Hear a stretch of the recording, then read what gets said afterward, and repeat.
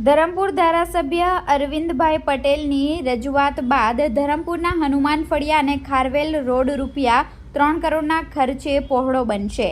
તારીખ 15 સપ્ટેમ્બર રવિવારના રોજ 4 કલાકની મળતી માહિતી મુજબ ધરમપુર નગરના હનુમાન ફળિયાથી ખારવેલ જતા 2.60 કિલોમીટરના હયાત રસ્તેને ₹3 કરોડના ખર્ચે પહોળાઈ વધારી ડામર બનાવવા જોબ નંબરની ફાળવણી સરકારમાંથી કરવામાં આવી છે। રસ્તાની મંજૂરી સાથે ધરમપુરના ધારાસભ્યને આ રજૂઆત ફળી છે। ધરમપુરના હનુમાન ફળિયાથી ખારવેલને જોડતા મહત્વના રસ્તાને બનાવવા માંગ ઉઠી છે। લોકોની મળેલી રજૂઆત તથા મહત્વના આ રસ્તા પરથી અવરજવર કરતા લોકો તથા સ્થાનિક રહીશોની સુવિધા અને સુખાકારીને ધ્યાને લઈ ધરમપુરના ધારાસભ્યની રજૂઆત બાદ 3 કરોડના ખર્ચ મંજૂર થયો છે અને આ રોડ બનાવાશે।